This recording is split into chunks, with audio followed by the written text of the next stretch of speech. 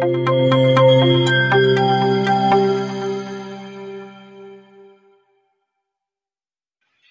మన కొరకు ఉద్దేశించిన వాక్య ధ్యానాంశము 2వ రాజుల గ్రంథము 5వ అధ్యాయము 25 నుండి చదువుతాను, వినండమ్మా. అతడు లోపలికి పోయి తన యజమానుని ముందర నిలవగా ఎలీషా వానిని చూచి, గెహాజీ, నీవెచ్చడి నుండి వచ్చితివని అడిగినందుకు వాడు, నీ దాసుడనైన నేను ఎచ్చటికి పోలేదనెను. ఇది చాలా ప్రాముఖ్యం, చదువుతాను చూడండి. 26. అతడు ఎలీషా వానితో, ఆ మనుష్యుడు తన రథము దిగి నిన్నెదుర్కొనుటకు తిరిగి వచ్చినప్పుడు నా మనస్సు నీతో కూడా రాలేదా? ద్రవ్యమును, వస్త్రములను, ఒలీవ చెట్ల తోటలను, ద్రాక్ష తోటలను, గొర్రెలను, ఎడ్లను, దాసదాసీలను సంపాదించుకున్నట్టుకు ఇది సమయమా? కాబట్టి నయమానునకు కలిగిన కుష్టు నీకును నీ సంతతికిని సర్వకాలము అంటియుండును అని చెప్పగా, వాడు మంచు వలె తెల్లనైన కుష్ఠము కలిగి ఎలీషా ఎదుటి నుండి బయటకు వెళ్ళాను. ఈ దినం మన కొరకు దేవుడు ఉద్దేశించినటువంటి వాక్య ధ్యానాంశం ఏంటంటే, ఇది సమయమా? ఇది సమయమా?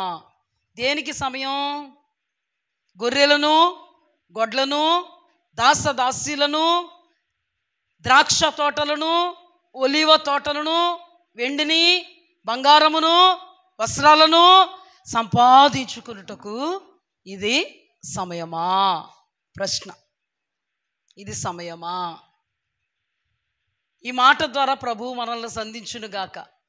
మనతో మాట్లాడుతున్నప్పుడు వినగలిగేటువంటి చెవిని గ్రహించగలిగేటువంటి హృదయాన్ని ప్రభువు మనకిచ్చునుగాక. తలలు వంచండమ్మా. మహాపరిశుద్ధుడా, గొప్ప దేవ, ఘనమైన తండ్రి, మీరు మాతో మాట్లాడితే మేము బ్రతకగలుగుతాం. మీరు మాతో మాట్లాడతారని మీ గడప కొమ్ముల యొద్ద, అయా మీ ద్వారబంధాల యొద్ద కాచుకొని, గడపల యొద్ద కనిపెట్టుకుని ఉన్నాం. నీ ఉపదేశము కొరకు కనిపెట్టుకుని ఉన్నాం. తండ్రి, మాతో మాట్లాడండి. మీరు మాతో మాట్లాడకుండా పంపే దేవుడు కాదు. మీ స్వరాన్ని మాకు వినిపించకుండా పంపే దేవుడు కాదు. ఇంతవరకు నీ పరిశుద్ధ మందిర ఆవరణములో పరిశుద్ధుడువైన నిన్ను, పరమాత్ముడువైన నిన్ను, పరమండలమందున్న నిన్ను అతీతుడువని, అనంతుడువని, అద్వితీయుడువని, మా బ్రతుకులకు మీరు ఏమై ఉన్నారో వాటన్నిటిని గురించి మీ నామాన్ని స్తుతించుటకు మీరు అనుగ్రహించిన పరిశుద్ధాత్మ అన్యోన్య సహవాసమును బట్టి స్తోత్రము నాయన.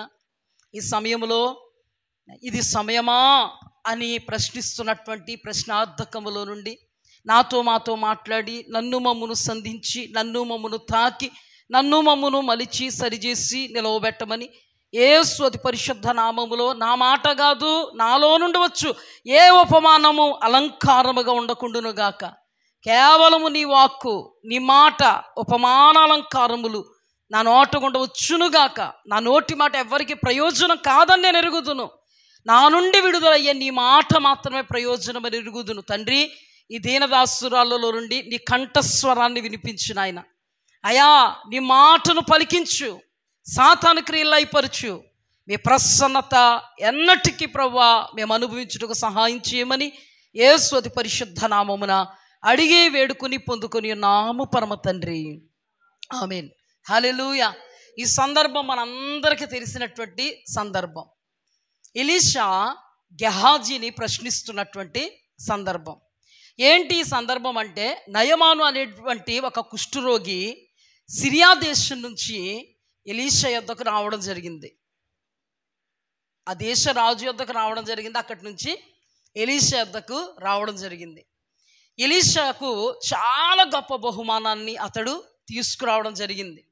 వెండి, బంగారం, వస్త్రాలు, ధనం చాలా విస్తారంగా తీసుకురావడం జరిగింది. అయితే దేవదేవుడు మహా ఉన్నతమైనటువంటి కృపను బట్టి ఎలీషా నయమానుతో మాట్లాడుతూ ఒక సేవకుడిని పంపి మాట్లాడుతున్నాడు.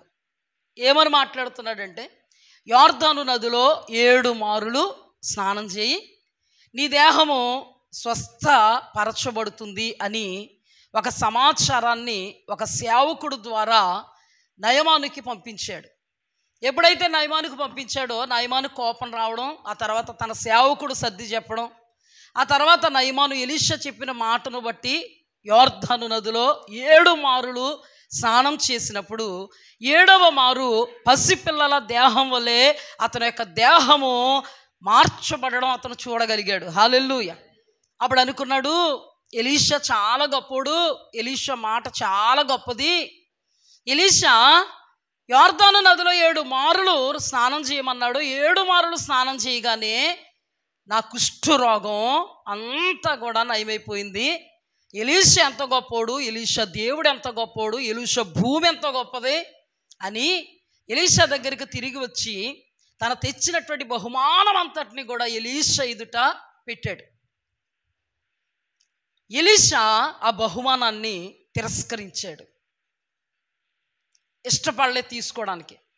దేవుని ఆత్మతో ఉన్న వాళ్ళకు తెలుసు ఎక్కడ తీసుకోవాలి, ఎక్కడ తీసుకోకూడదు. దేవుని ఆత్మతో నింపబడిన వాళ్ళు ఎవరి దగ్గర తీసుకోవాలో ఎవరి దగ్గర తీసుకోకూడదో వాళ్ళకు ఒక ఆత్మ నడిపింపు అంటూ ఉంటుంది. హల్లెలూయా. వాళ్ళు ఇష్టం వచ్చినట్టుగా చేయరు, కానీ పరిశుద్ధాత్మ దేవుడు వాళ్ళని నడిపించినట్లుగా వాళ్ళు చేస్తారు. మరి అక్కడ తీసుకున్నారు కదండి, ఎక్కడ తీసుకోలేదేంటండి, మరి ఎక్కడెందుకు తీసుకోలేదండి, మరి అక్కడెందుకు తీసుకున్నారండి అంటే అక్కడ తీసుకోవద్దని చెప్పాడు, ఇక్కడ తీసుకోమని చెప్పాడు, అంతే. అంతకంటే పెద్ద లోతులకి వెళ్ళిపోక్కర్లే. ఈ విషయం అంతా తిరస్కరించినటువంటి సంగతి అంతా గెహాజీకి తెలుసు. గెహాజీకి తెలుసు. అయినా కానీ తన యజమానుడు తిరస్కరించినటువంటి ఆ బహుమానములో కొంతైనా కావాలని ఆశించి కోరుకుని నయమాను రథం వెనకతల పరిగెట్టడం ప్రారంభించాడు. ఆత్మీయుడు పరిశుద్ధాత్మ ఆవేశముతో, పరిశుద్ధాత్మ యొక్క నడిపింపుతో నడుస్తున్నటువంటి వాడు, ప్రభువును చూసుకుంటూ నడుస్తున్నటువంటి వాడు ఎలీషా. అలాగని ఎలీషాకి సర్వసమృద్ధి ఉందా అంటే లేదు, బ్యాంక్ బ్యాలెన్స్ ఉందా అంటే లేదు, గోద్రేజ్ బీరువాల నిండా డబ్బు ఉందా అంటే లేదు. కానీ తన దగ్గర ఎవరున్నారో తెలుసా? దేవుడు ఉన్నాడు. ఎప్పటికీ ఏది అవసరమో అవసరతలు అద్భుతంగా తీర్చగలిగే శక్తిమంతుడు ఉన్నాడు, సమర్థుడు ఉన్నాడు. ఒక విషయం మీకు తెలుసా? ఒక దేవుని బిడ్డ కానుక తీసుకొచ్చి ఇస్తే 100 మందిని పోషించాలి ఎలీషా. అలాంటప్పుడు ఆ చిన్న కానుకను చక్కగా తన హస్తాల్లోకి తీసుకొని అతనికి ప్రార్థన చేసి ఆశీర్వదించి పంపితే ఎలీషా అతనికి ఆశీర్వాదకరంగా ఉన్నాడు. ఎలీషా వద్దకు తెచ్చినటువంటి ఆ చిన్న కానుకకు సాదృశ్యంగా ఉన్న చిన్నప్పము వాళ్ళందరి కడుపు నింపగలిగింది. హల్లెలూయా.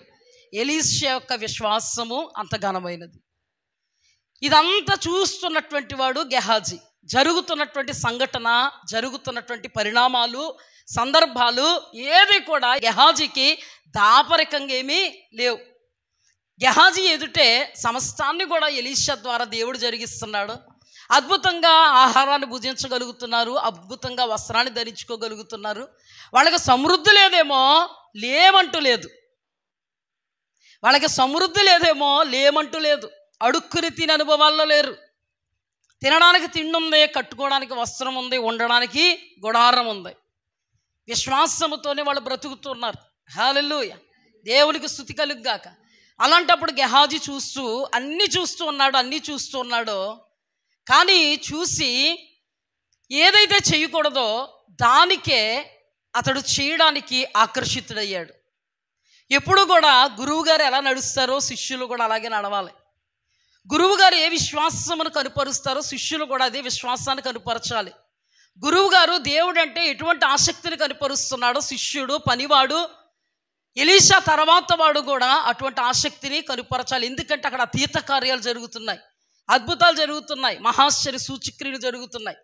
నయమానును స్వస్థపరిచింది ఎవరు? ఎలీషా ముఖాంతరంగా దేవుడే. శిష్యులు పోషిస్తున్నది ఎవరు? ఎలీషా ముఖాంతరంగా దేవుడే. నీటిని మంచి నీటిగా మార్చింది ఎవరు? ఎలీషా ముఖాంతరంగా దేవుడే. ఎలీషా ద్వారా అద్భుతాలు చేస్తున్నది ఎవరు? దేవుడే, ఎలీషా ముఖాంతరంగా. ఇవన్నీ ఎవరు చూస్తున్నారు? గెహాజీ చూస్తున్నారు. గెహాజీ ఏం నేర్చుకోవాలి? తన దేవుని యందు విశ్వాసాన్ని నేర్చుకోవాలి. గురువుని మించిన శిష్యుడిగా ఉండాలనేటువంటి ఆకాంక్షతో నిలబడగలగాలి. ఎలీషా ఏలియాను చూస్తే ఏం నేర్చుకున్నాడంటే ఏలియా మీద ఉన్నటువంటి అభిషేకం మీద మనసు పడ్డాడు. హల్లెలూయా. ఏమి కనిపెట్టుకున్నాడు ఎలీషా ఏలియాలో నుండి అంటే అతనిపై ఉన్న అభిషేకములు 2 పాల అభిషేకం కొరకు కాచుకుని కూర్చున్నాడు, కనిపెట్టుకున్నాడు. హల్లెలూయా. ఎలీషా అప్పటికి ఇశ్రాయేలులకు రథముగా రౌతుగా ఉన్నాడు. ఆ దినాలలో దేవాది దేవుడు అగ్ని రథాలతో గుర్రాలతో ఏలియాను కొనిపోయేటువంటి దినం ఆసన్నం అవుతూ ఉంటుండగా అందరూ ఏలియాని వెంబడించలేదు, కానీ ఒకే ఆశతో తృష్ణతో ఎలీషా ఏలియాని వెంబడిస్తున్నాడు. ఏంటయ్యా నీ ఆశ? నేను నిన్ను విడవను.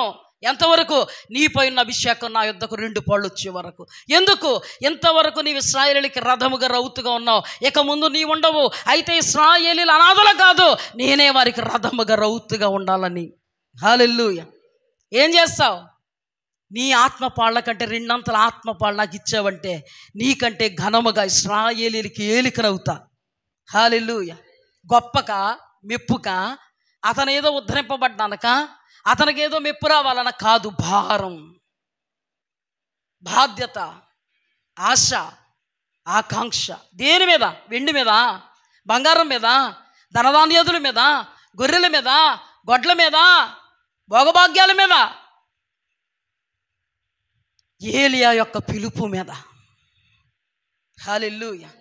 దేవునికి స్తుతి కలుగుగాక.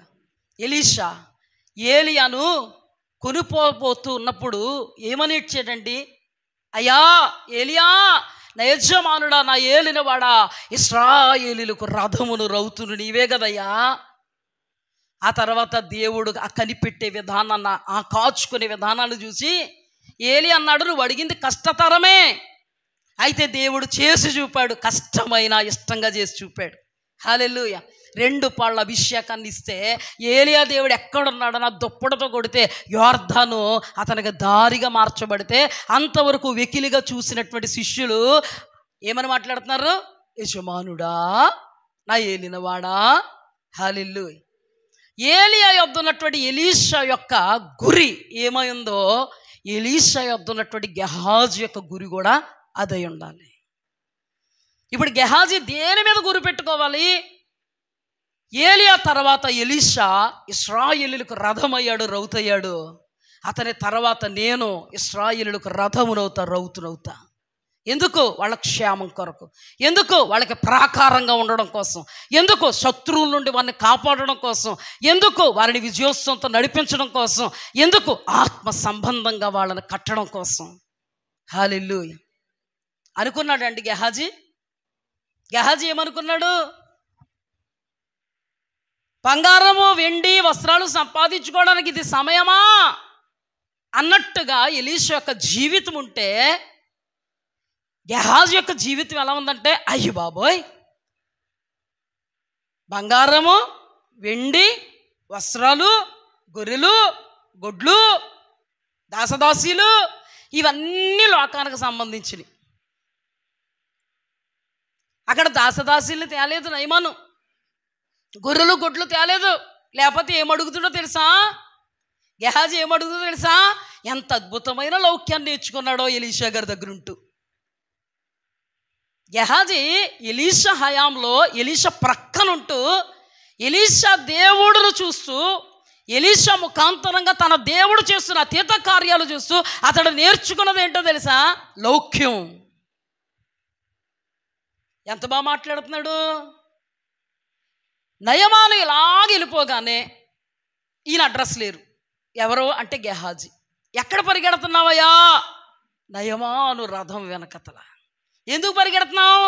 ఒక అల్లికల్లుకుని ఒక లౌక్యపు మాట, లోకపు మాట, దయాల జ్ఞానాన్ని ఉపయోగించి, అయ్యా మా అయ్యగారు మీ దగ్గర తీసుకోనన్నారు, కానీ మీరు ఎలాగా రథం ఎక్కగానే అలాగ శిష్యులు వచ్చారయ్యా, మీ దగ్గర తీసుకోనని అనేసారు. కానీ ఆ తర్వాత వచ్చింది ఆయనకు ఆలోచన. వీళ్ళని చూడగానే వాళ్ళకంట వెండి దుస్తులు తీసుకురమ్మన్నారయ్యా. 2 మనుగుల వెండి, 2 దుస్తుల బట్టలు అని రాయబడి ఉంది అక్కడ. తీసుకురమ్మన్నారయ్యా. ఎంత బాగా వెళ్ళావు గెహాజీ, ఎంత అద్భుతంగా వెళ్ళావు. ఉన్నది అభిషక్తుని దగ్గర, అభిషక్తుని హస్తాల్లో, అభిషక్తునితో. కానీ లౌక్యం ఎంత బాగుందో. ఈ రోజున కూడా ఎంత గొప్ప అభిషక్తుల చేతుల్లో ఉన్న మచ్చ మాటలు, ఎంత అభిషక్తుల హస్తాల్లో ఉన్న లౌకిక మాటలు, లౌకిక జ్ఞానం తీరాది గోడ కట్టినట్టు ఉంటుందంటే పడిపోద్ది. ఈ రోజున అభిషక్తులు పిలువబడిన వారు, ఏర్పాటు చేయబడిన వారు, ఎన్నుకొనబడిన వారు, కోరుకొనబడిన వారు, ప్రత్యేకపరచుకోబడిన వారు దేవుణ్ణి చూస్తూ బ్రతుకున్నారు. చేతుల్లో ఉన్న వారి బ్రతుకులు కూడా ఎలా ఇచ్చాయి? లౌక్యంగా, లోకంగా, మిడిమిడి జ్ఞానం, లోక జ్ఞానం, దయ్యాల జ్ఞానం. ఎవరి మీద జ్ఞానం? దేవుణ్ణి చూసుకుని బ్రతుకుతున్నవాడిని ఏం చేసావు? నువ్వు దూర్చేసావు, ఆయనకు సాక్ష్యం పోగొట్టేసావు. ఆయనేమో ప్రభువును చూసుకుంటూ వెండి ఉందా, బంగారం ఉందా, తినడానికి తిండి ఉందా, కట్టుకోవడానికి బట్ట ఉందా, అది ఏమీ లక్ష్య పెట్టకుండా దేవుడు దేవుడు అని దేవుణ్ణి చూసుకున్నటువంటి దైవజనుడిని ఈ రోజున బస్ స్టాండ్ పాలు చేసావు, బయటెట్టేసావు, బయట పెట్టేశావు. నీ మీద నువ్వు పెట్టుకుంటావా? ఇవ్వడు కదా. దైవజనుడి మీద పెడితే ఒక్క క్షణాలు ఇచ్చేస్తాడు. ఏదేమైనా పని అయిపోవాలా. ఎవరి మీద పడితే ఏంటి? కొంతమంది దైవజనులు వాడుకుని పాస్టరమ్మ గారు ఇలాగ అంటున్నారండి అంటారు భర్తల దగ్గర. ఏంటి నేస్తాడని. ఆయన గారికి ఏమో పాస్టర్ గారి మీద, పాస్టరమ్మ గారి మీద కోపం. ఏది అనుకూలంగా ఉంటే అలా మార్చేసుకుని ఎవరిని పెడితే మాట వింటాడు మా వారు, ఎవరిని పెడితే మా ఆవిడ మాట వింటుంది. పాస్టర్ గారిని, పాస్టరమ్మ గారు పెడితే మాట వినేద్ది. అందుకని ఏమండి ఇలాగంట కదా. ఎవడు చెప్పాడు నీకు? ఇంకెవరండి? పాస్టరమ్మ గారు. ఇంకెవరండి? పాస్టర్ గారు. అనవసరంగా వాళ్ళు మంచి బీపీలో ఉన్నారేమో 2 మాటలు అంటారు. నయమాను దృష్టిలో ఎలీషా ఏమవుతాడు? పర్ఫెక్టా? నయమాను దృష్టిలో ఎలీషా పర్ఫెక్టా? నయమాను దృష్టిలో ఎలీషా ఏంటో తెలుసా? వద్దన్నాడు, కానీ తర్వాత పంపించాడు. ఎవరిని? తన సేవకుని పంపించాడు. ఎదురుగుండా తీసుకోడు. ఈయన టాటును తీసుకుంటాడని టాకో ఎలా వచ్చింది? గెహాజీని బట్టి. ఎదురుగుండా ఎవరన్నా చూస్తారని తీసుకోడు, కానీ షాట్న సేవకుల్ని పంపుతాడు వెనకాల. ఎలా గెలిపోగానే పంపిస్తాడు. ఇదో సాక్షి, ఇదో తాటాకు. ఆయన బ్రతికితే వచ్చిన తాటాక ఇది. ఎవడో వేసిన మచ్చ. ఈ రోజున దైవజనులకు తాటాకులు వాళ్ళు నిఖాసుగా బతుకుతున్నా వెనకతల తాటాకులు కడుతున్నారంటే ఆ ప్రబుద్ధులు గెహాజీ లాంటి వాళ్ళు ఉన్నారు. ప్రబుద్ధులు ఎవరున్నారు? గెహాజీ లాంటి వాళ్ళు ఉన్నారు. ఒక ఆయన అన్నారంట, భార్య అంటే డబ్బులు ఇవ్వదంట. భార్య పెత్తనం అంట. అయ్యగారికి భర్త గారికి డబ్బులు ఇవ్వదంట. ఆ భర్త గారికి డబ్బులు ఇవ్వదు, కానీ ఇష్టం వచ్చినట్టుగా చీరలై కొనుక్కుంటే భర్త చూసాడంట. భర్త చూసి ఒకసారి అన్నాడంట, ఏవే పాస్టరమ్మ గారు ఎందుకో కానీ నన్ను ఒక 500 అడిగారే అన్నాడంట. పాస్టరమ్మ గారు 500 అడిగారా అని వెంటనే ఈవిడ ఇచ్చేసిందంట. ఇచ్చేసేటప్పటికంట కొన్ని రోజులు అయ్యాక ఈవిడి పాస్టరమ్మ గారు ముఖం చూస్తుంటే ఎందుకు చూస్తుందో ఈవిడి పాస్టరమ్మ గారి ముఖం పాస్టరమ్మ గారికి అర్థం అవ్వలే. ఈవిడ అడగలేక పక్కన ఉందంట, 500 తీసుకుందా ఆవిడ, సిగ్గులేదు ఇప్పటికి ఇవ్వలేదు. 500 తీసుకుందా ఆవిడ, సిగ్గులేదు ఇప్పటికి ఇవ్వలేదు. ఇది ఎలా వెళ్ళిపోయిందంట? పాస్టరమ్మ గారు ఎవరు పడితే వాళ్ళ దగ్గర డబ్బులు, ఇది ఎక్కడికి వెళ్ళిపోయింది. ఈ సాక్ష్యాలు ఎక్కడికి వెళ్ళిపోయిందంట? ఆవిడ ఇప్పుడు చూసినా ఎవరొకరు డబ్బులు అడుక్కుంటూనే ఉంటుందంట. అమ్మ బాబోయ్, ఎక్కడికి పెట్టేశారు ఆవిడ్ని, ఎక్కడ పెట్టేశారు? నీకు మీ ఆవిడ డబ్బులు ఇవ్వదని పాస్టరమ్మ గారిని వాడుకుందాం. అది నీ జేబులోకి వెళ్ళే. పాస్టరమ్మ గారు నువ్వు అడగవా, ఆవిడ నిన్ను అడగదు. అంటే జస్ట్ ఎగ్జాంపుల్ చెప్తున్నాను నేను. ఎలా ఉంది ఇది? ఎలా ఉంది? జనవరి 1 కానీ క్రిస్మస్ కానీ వస్తే పాస్టర్ గారు అంటండి ఇలా తేవాలని చెప్తారంటండి, ఇలా తేవాలని చెప్తున్నారంటండి అన్నాడంట ఒక అతను. ఇదంట మొత్తం డొప్పు అయిపోయిందంట. తీరా చూతుల్లోకి పాస్టరమ్మ గారు ఎవరో అమాయకులు. ఎందుకు వచ్చింది ఈ మాట అంటే, ఇంట్లో భార్య చెప్పిందంట. ఆవిడ అమ్ముకోవడానికి? చెప్పండి, ఆవిడ అమ్ముకోవడానికి మా పాస్టరమ్మ గారు జనవరి 1 క్రిస్మస్ అయ్యేటప్పుడు ఇలా తెమ్మన్నారండి అని ఆవిడ అమ్ముకోవడానికి పక్కన ఎట్టుకుని అమ్ముకుని డబ్బులు ఎక్కడ ఎట్టుకుందంట? ఎంత మంచి విశ్వాసులు అంటే వీళ్ళు, గెహాజీ లాంటి వాళ్ళు. వీళ్ళు ఎక్కడున్నారంట? మధ్యలో ఎవరిని వాడుకుంటున్నారంట? పాస్టర్ గారిని వాడుకుంటున్నారంట. ఇంకా చాలా ఉన్నాయి ఇలాంటి, చెప్పుకుంటే పాపం తెల్లవారిపోద్ది. గెహాజీ ప్రబుద్ధుడు. ఎవరిని బయట పెట్టాడు? ప్రభువును చూసుకుంటూ బ్రతుకుతున్న వాడికి బయట పెట్టి ఆయనకి తాటాకులు కట్టేలాగా చేశాడు. వెళ్ళి మా అయ్యగారండి మిమ్మల్ని ఇలా పంపేశారు కదండి, ఇలాగొచ్చారండి ఇద్దరు, అందుకనే మీరు 2 జతల దుస్తులు ఇమ్మన్నాడండి. 2 మనుగులు వెండి, ఎందుకు లెక్క కరెక్ట్గా సరిపోద్దని, ఆడుకోక మనుగు వాడుకోక మనుగు. ఇలాంటప్పుడు మాత్రం చాలా ఇంకెక్కడ దొరకకుండా అల్లుతారు అల్లికలు గోళ్ళలో. ప్లాస్టింగే, ఈ మధ్య ప్లాస్టింగే కదా లప్పం. ఆయన నిజమనుకుని ఇచ్చేసాడు. ఆయన దృష్టిలో ఎలీషా వద్దన్నాడు కానీ తీసుకున్నాడు. ఇది మారిందా? మారలే. ఇంకంతే. చెప్పేవాళ్ళు ఎవరున్నారు? ఎవరు ఉండరు. గెహాజీ బయటపడ్డా? పడలేదు. ఏం తెచ్చుకున్నాడు? కుష్ఠరోగం మాత్రం దేవుడు వదలడు సుమ. మనుష్యులు వదులుతారేమో, మనుష్యులను మాయ చేయొచ్చు, మనుష్యులను మభ్య పెట్టచ్చు, కానీ ప్రభువును మభ్య పెట్టలేం. చక్కగా తెచ్చేసుకున్నాడండి. ఆయనేమో 2 మడుగుల వెండి అడిగితే ఎలీషా మీద ఉన్నటువంటి మమకారం, ఎలీషా మీద ఉన్నటువంటి గౌరవంతో 2 మనుగుల వెండి ఏం కర్మ, 4 మనుగులు వెండి పట్టుకెళ్ళాయా. 2 జతల దుస్తులు ఇస్తాను, ఓకే, మా వాళ్ళు పంపుతాను, అక్కడి వరకు తేండి పర్లేదు, అక్కడి నుంచి మాత్రం నేను మోసిపోతాను. ఆ స్ట్రీట్ దగ్గర వరకు తెప్పించుకున్నాడు. అక్కడి నుంచి భుజం మీద వేసుకుని వచ్చేసి దాచుకోవలసినవి దాచేసుకుని దోచేసుకుని ఏమి అరగలేని నంగనాచి లాగా నిలబడ్డాడండి. ఏమి ఎరగం పాపం. మా దగ్గర దేవుడు లేకపోతే ఏమీ ఎరగం, కానీ మా దగ్గర దేవుడు ఉంటే అన్నీ ఎరుగుదు. ఆయన బయలుపరిస్తే మాత్రం ఏది దాపరిక ఉండదండి. ఎలా బయలుపరుస్తారా? దర్శనాలు వచ్చేస్తే, ప్రత్యక్షతలు వచ్చేస్తే కళ్ళుకి అలా కనబడిపోతాయి, జరుగుతున్నది. అలా బయలుపరిచేటప్పటికి గెహాజీ ఎచ్చటి నుండి వచ్చితివి మహాప్రభో, ఎలీషా నా ఏలినవాడ, నేనెచ్చడికి వెళ్ళి తిని అన్నాడు. అంటే ఆయన ఎక్కడి నుండి వచ్చిందంటే ప్రశ్న, నేనెక్కడికి వెళ్ళి తిని అని ప్రశ్న వేసాడు. నయమాను వెనకతల, ఆ రథము వెనకతల పరిగెడుతున్నప్పుడు నా మనస్సు నీతో కూడా రాలేదా? నా మనస్సు నీతో కూడా రాలేదా? వెండి బంగారము, వస్త్రాలు, ద్రాక్ష తోటలు, ఒలీవ తోటలు, గొర్రెలు, గొడ్లు, దాసులు, దాసీలను సంపాదించుకోవడానికి ఇది సమయమా?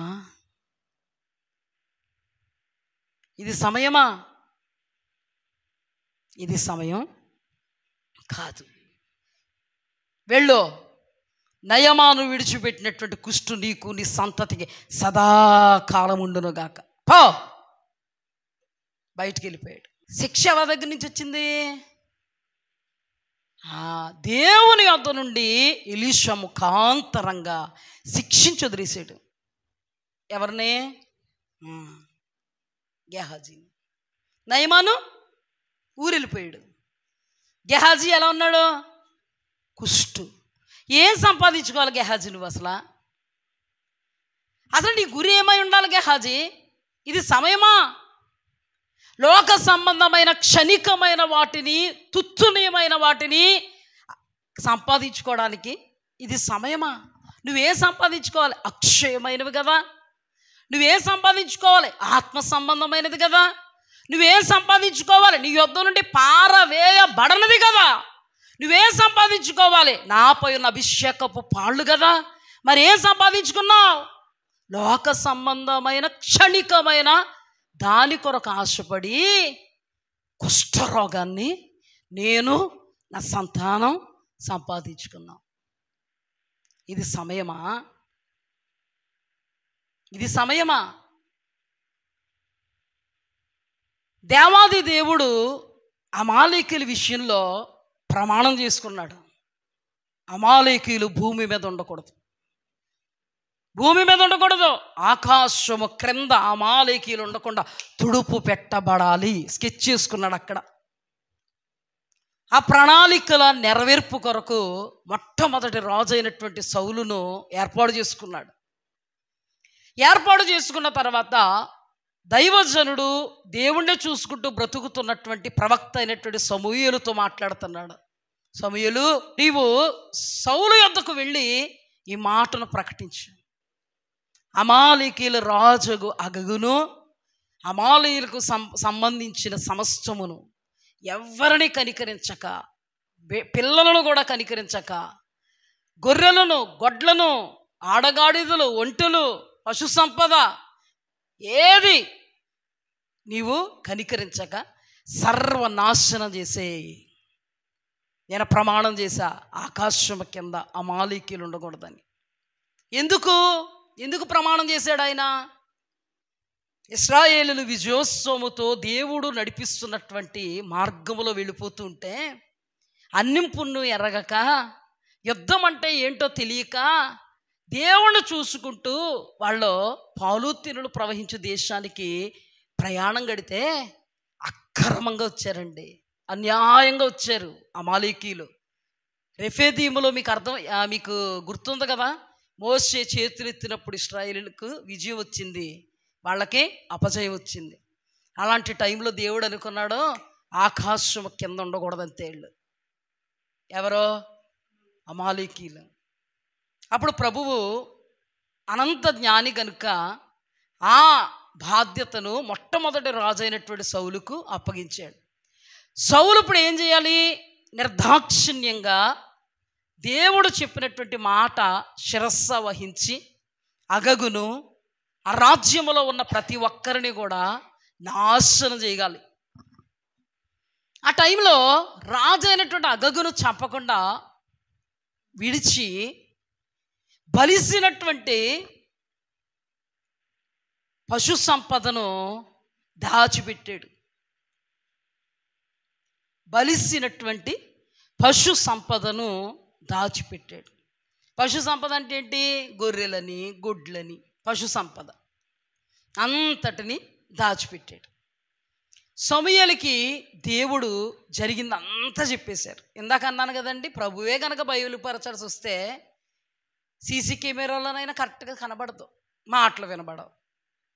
కానీ ఆయన బయలుపరచాల్సి వస్తే అద్భుతంగా హెచ్డిఏ క్వాలిటీ, క్లారిటీ కనబడద్దు అన్నమాట. అందుకే మీరు చాలాసార్లు అన్నారు కదా, అమ్మగారు తొంగి చూస్తున్నట్టుగా మీరు చెప్తున్నారండి అని. తొంగి చూసినట్టుగా చెప్పడానికి కారణం ఏంటి? అది మరి ఆయన చూపించిన దేవుడు ఏం కాదుగా, అప్పుడు ఓలాగా ఇప్పుడు ఓలా పనిచేయడు కదా. నిన్న నేడు నిరంతరము రేపు ఏకరీతిగా ఉన్నవాడిగా.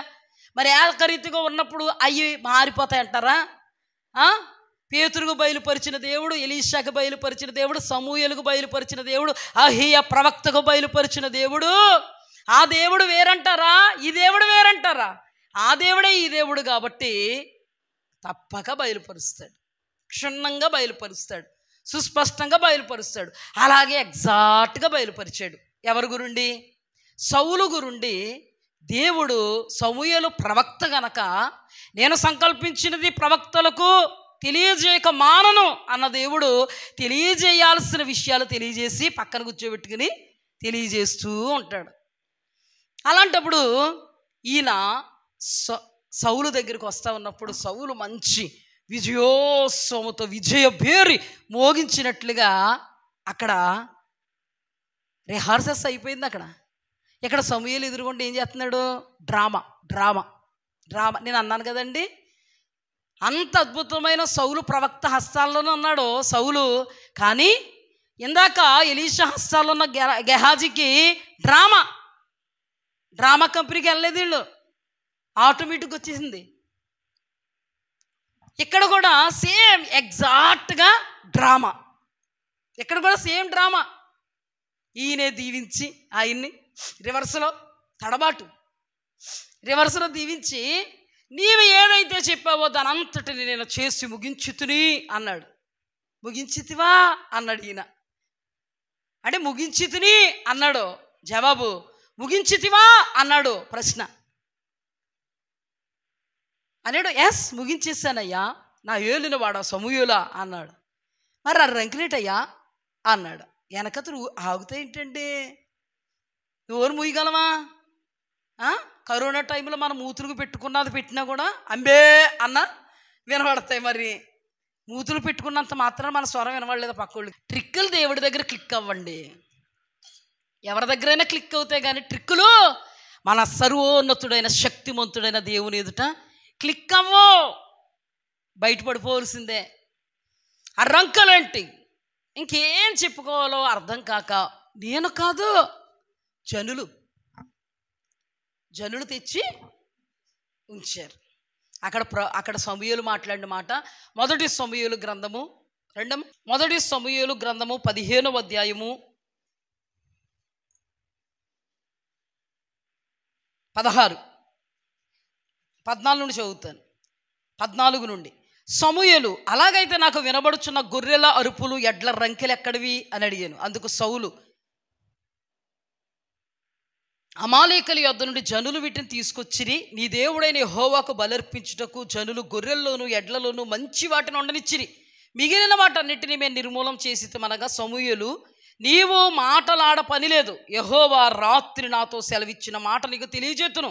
ఏమని సౌలుతో తెలియజేతును, వినమని సౌలుతో అనగా సౌలు చెప్పమనను. అందుకు సమూయేలు, నీ దృష్టికి నీవు అత్యల్పుడుగా ఉన్నప్పుడు ఇశ్రాయేలీల గోత్రములకు శిరస్సు వైతివి. యెహోవా నిన్ను ఇశ్రాయేలీల మీద రాజుగా అభిషేకించును. మరియు యెహోవా నిన్ను సాగనంపి నీవు పోయి పాపాత్ములైన అమాలేకీయులను నిర్మూలము చేయుము. వారు లయమగు వరకు వారితో యుద్ధము చేయమని సెలవీయగా నీవు ఎందుకు యెహోవా మాట వినక దోపుడు మీద ఎగబడి ఆయన దృష్టికి కీడు చేసితివి? దేని మీద ఎగబడ్డావయ్యా? ఇది సమయమా? గొర్రెలను గొడ్లను సంపాదించుకోవడానికి ఇది సమయమా? దోపుడు మీద ఎగబడే సమయమా? ఈ సమయం ఏంటి అసలు? దేవుడు చిత్తాన్ని నెరవేర్చే సమయం. ఇందాక ఎలీషా మీద ఉన్న అభిషేకాన్ని కనిపెట్టుకోవలసిన సమయం గెహాజీ. ఇక్కడ దేవుడు నిన్ను నమ్మి ఆ బాధ్యత నీకు అప్పగించినప్పుడు ఆ బాధ్యత ఆయన చిత్తాన్ని నెరవేర్చే సమయం ఇది. నువ్వేం చేసావు? దోపుడు మీద ఎగబడే సమయం కాదు ఇది. దోపుడు మీద ఎగబడితివే. మొట్టమొదటి రాజు అండి. ఈ రాజు దైవ యుద్ధాలు చేయవలసిన వాడు. ఏ యుద్ధాలు? దేవుని యుద్ధాలు చేయాల్సిన వాడు. ఏం చేస్తున్నాడు?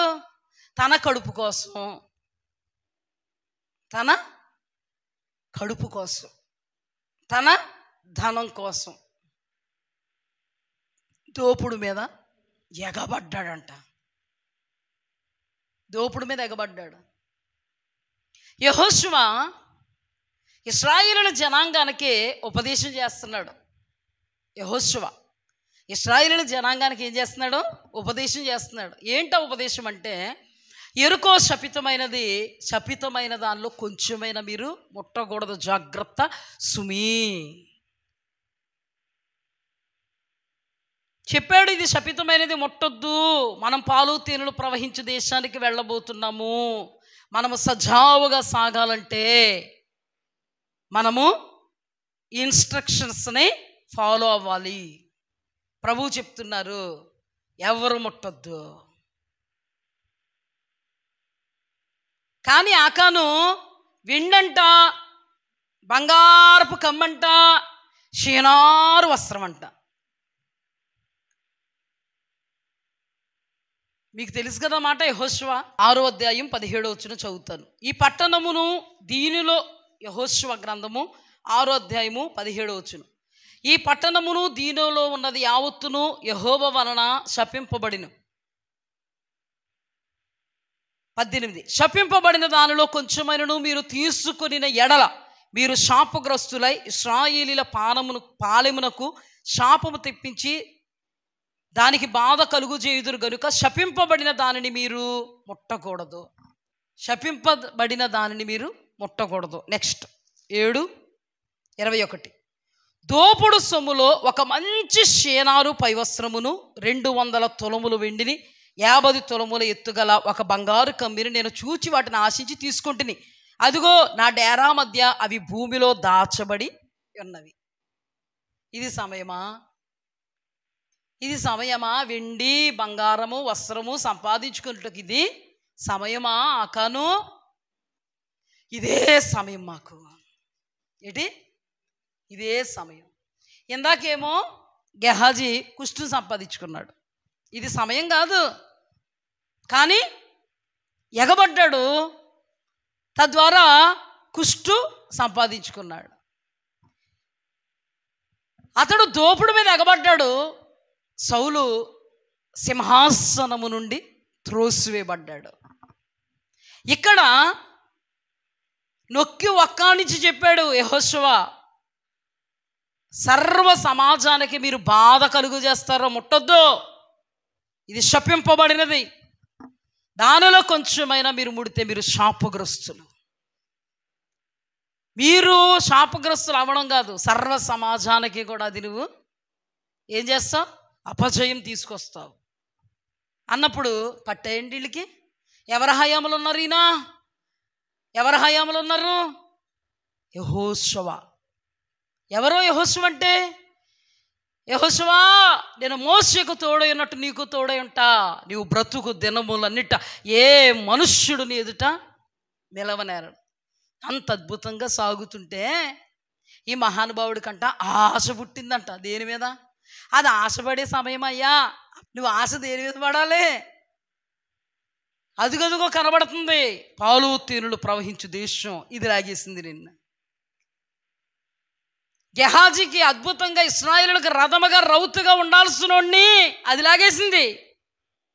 ఇశ్రాయేలీల సర్వ సమాజానికి రాజై రారాజై దేవుని యుద్ధాలు చేయవలసిన వాణ్ణి ఈ దోపుడు సొమ్ము లాగేసింది. ఇక్కడ అతీతంగా పాలు తేనెలు ప్రవహించే దేశం అదుగదుగో కనబడుతుంది. అక్కడికి వెళ్ళాలి. ఇతని యొక్క దురాశ, ఇతని యొక్క వస్త్రం, ఆ షేనారు వస్త్రం, మంచి వస్త్రం అంట. షేనారు శపితమైంది అయితే మంచి ఎట్టి చెడేటి చెప్పారు కదా, శపితమైంది అయితే మంచి ఎట్టి చెడేటి. ఆ షేనారు వస్త్రము, ఆ వెండి, ఆ బంగారపు కమ్మిని లాగిస్తే యెహోషువ చీటీలు వేస్తే ఆకాని పేరు మీద వచ్చింది కదా, అతను సంపాదించుకున్న ఈ బంగారపు కమ్మిని, ఈ వెండిని, ఈ షేనారు మంచి వస్త్రం, పై వస్త్రం, వారిని బిడ్డల్ని సర్వ సమాజంలో లేకుండా అగ్నితో రాళ్ళు రువ్వి చంపేశారు, అగ్నితో కాల్చిపాడేశారు. ఇది సమయమా? ఇది సమయమా?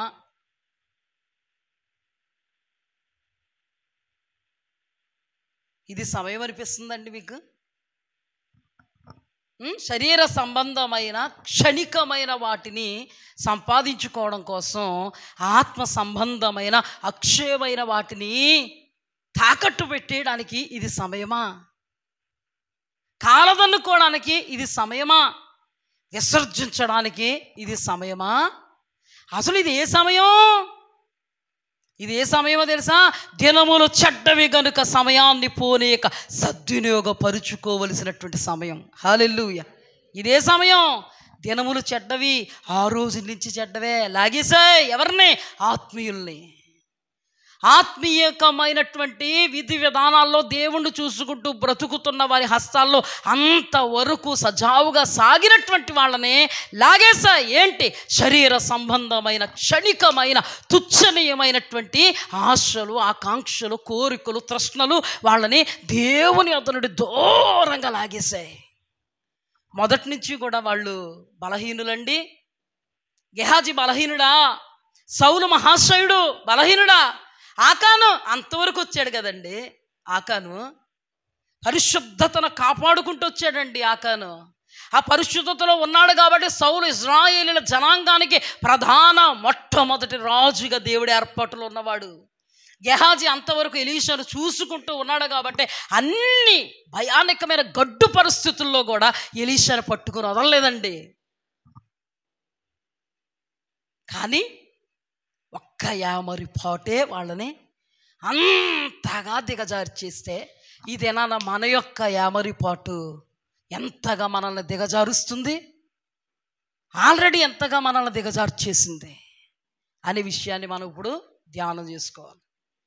ఎఫెసీలకు రాసిన పత్రికలో రాయబడినటువంటి మాట, దినములు చెడ్డవి గనుక సమయాన్ని పోనీయక సద్వినియోగపరుచుకోండి. తీసుకోండమ్మా ఎఫెసీలకు రాసిన పత్రిక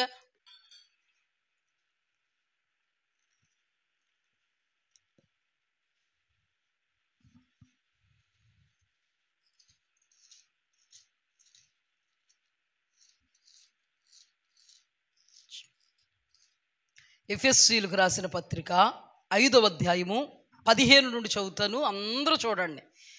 దినములు చెడ్డవి గనుక మీరు సమయమును పోనీయక సద్వినియోగము చేసుకొనుచు అజ్ఞానుల వలె కాక జ్ఞానుల వలె నడుచుకున్నట్లు జాగ్రత్తగా చూచుకొనుడి. హల్లెలూయా. అజ్ఞానుల వలె కాక జ్ఞానుల వలె నడుచుకొనుచు జాగ్రత్తగా చూచుకోండి. ఏమరిపాటుగా ఉండొద్దు, టేక్ ఇట్ ఈజీగా తీసుకోవద్దు, రెక్లెస్గా ఉండొద్దు, చాలా జాగ్రత్తగా ఉండండి. హల్లెలూయా, హల్లెలూయా. ఎరడోని క్యాంపులో దొంగలు పడ్డారంటే తెలుసా మీకు? మీకు ఇంకా తెలియలేదా? రాత్రికి ఎలా ఉంటారు? అతి జాగ్రత్త. ఎప్పుడు దొంగలు పడ్డారు కదా, రాత్రికి బయటెట్టి వెళ్ళి లోపలేసి తాళం వేసేస్తారు. జాగ్రత్త. ఏమరుపాటుగా ఉంటే దొంగలు దోచేస్తారు. అందుకని చాలా జాగ్రత్తగా. ఇక్కడ కూడా పౌలు గారు ఆత్మావేశంతో దినములు చెడ్డవి. ఎప్పటి నుంచి చెడ్డవి? అప్పటి నుంచి చెడ్డవి. అందుకని మనం దినములు చెడ్డవి కనుక సమయాన్ని పోనివ్వక సద్వినియోగం చేసుకోండి. ఏంటి సద్వినియోగం? ఏంటి ఈ సద్వినియోగం? దేనికి చేసుకోవాలంట? గొర్రెలు గొడ్లు సంపాదించుకోవడానికి సద్వినియోగం చేసుకోవాలా? ద్రాక్ష తోటలో, ఒలివ తోటలో, వరి తోటలో, మినప తోటలో సంపాదించుకోవడానికి సద్వినియోగం చేసుకోవాలా? గొర్రెలు గొడ్లు సంపాదించుకోవడానికి సద్వినియోగం చేసుకోవాలా? లక్ష్మీవారం దేశ క్యాంపుల దోళ సంత సద్వినియోగం చేసుకోవాలా? సింధూరులో సంత ఎప్పుడైతే వెళ్ళలే సద్వినియోగం చేసుకోవాలా? సద్వినియోగం చేసుకోవాలా? ఎండాకాలం వచ్చింది సద్వినియోగం చేసుకోవాలా? ఒడియాలకి అవన్నీ చేసుకోవద్దని చెప్పట్లే. పొద్దునుంచి సాయంత్రం వరకు కూడా దేవుడి దగ్గర ఉండిపోతారా? ఉండిపోమని చెప్తున్నారా ప్రభువు? దినములు చెడ్డవి కనుక సద్వినియోగం చేసుకోండి. వినియోగించుకోండి, సద్వినియోగపరుచుకోండి. హల్లెలూయా. ఎలా సద్వినియోగపరుచుకోమంటున్నారు? అజ్ఞానుల వలె ఉండొద్దు, జ్ఞానుల వలె ఉండండి. కింద ఇందు నిమిత్తమే మీరు అవివేకులు కాక ప్రభు యొక్క చిత్తం ఏంటో గ్రహించండి. ప్రభు యొక్క చిత్తం ఏంటో గ్రహించండి. గెహాజీ ప్రభు చిత్తంలో ఉండగలిగాడా? గ్రహించగలిగాడా? జ్ఞానయ్యాడా? ఆకాను దేవుని చిత్తం ఏంటో గ్రహించగలిగాడా? యెహోషువ ద్వారా వచ్చిన ఉపదేశంలో నిలబడగలిగాడా? జ్ఞానయ్యాడా? అజ్ఞానయ్యాడా? వివేకయ్యాడా? అవివేకయ్యాడా? సద్వినియోగపరుచుకున్నాడా? దుర్వినియోగపరుచుకున్నాడా? నెక్స్ట్, సౌలు సమూయేలు ద్వారా వచ్చిన ఉపదేశములో నిలవగలిగాడా? దేవుని చిత్తములో నిలవగలిగాడా? సమయాన్ని సద్వినియోగపరుచుకోగలిగాడా? జ్ఞానయ్యాడా? అజ్ఞానయ్యాడా? వివేకయ్యాడా? అవివేకయ్యాడా? ఈ ముగ్గురిని చూసుకుంటే వీళ్ళు సమయాన్ని సద్వినియోగపరుచుకోలేదు. ఈ ముగ్గురిని చూసుకుంటే దేవుడు చిత్తం ఏంటో తెలుసుకున్నారు కానీ చిత్తంలో నిలబడలేదు. ఈ ముగ్గురిని చూసుకుంటే జ్ఞానులే అజ్ఞానులైపోయారు, వివేకులే అవివేకులైపోయారు. ఒక సమయం వచ్చేటప్పటికే దినములు చెడ్డవే. అంత అలాంటి వాళ్ళే లాగేసేయి. నువ్వు నేను ఎంత? అంత అలాంటి వాళ్ళే లాగేస్తే నువ్వు నేను ఎంత? అందుకే మనల్ని జ్ఞానుల వలె ఉండమన్నాడు, వివేకంగా ఉండమన్నాడు, దేవుని చిత్తములో నిలబడమన్నాడు. మరి ఇలా నిలబడాలంటే ఏం చేయాలి? మనం ఆకాన్ నిలబడలేకపోయాడే, సౌలు నిలబడలేకపోయాడే, గెహాజీ నిలబడలేకపోయాడే. వీళ్ళందరూ మనకంటే చాలా గొప్పగా ఆత్మీయతను కాపాడుకున్న వాళ్ళు. మరి వాళ్ళు నిలబడలేకపోయారు. ఇప్పుడు ఈ వాక్యాన్ని వింటుంటే నిలబడాలి బాబోయ్ అని మనకు అనిపిస్తుంది. నిలబడాలంటే మనం ఏం చేయాలి? మరి నిలబడాలంటే మనం ఏం చేయాలో తెలుసా? దేవుని గడప కొమ్ముల యొద్ద కాచుకుని ఉండాలి. దేవుని యొక్క గడప యొద్ద కాచుకుని, ద్వార బంధాల యొద్ద కనిపెట్టుకుని ఉండాలి, కాచుకుని ఉండాలి. సామెతల గ్రంథం 8వ అధ్యాయం 34 చదవండమ్మా. అనుదినము నా గడప యొద్ద కనిపెట్టుకుని, నా ద్వార బంధముల యొద్ద కాచుకుని, నా ఉపదేశము వినువారు ధన్యులు. చెప్పండి అమ్మా. నన్ను కనుగొనువాడు జీవమును కనుగొనును, యెహోవా కటాక్షము వానికి కలుగును. నన్ను కనుగొనని వాడు తనకే హాని చేసుకొనును. నా యందు అసహ్యపడువాడు మరణమును స్నేహించును. ఇక్కడ రాయబడిన మాట ఏంటి? మరి ఇవన్నీ తప్పించుకోవాలంటే మనం ఏం చేయాలి?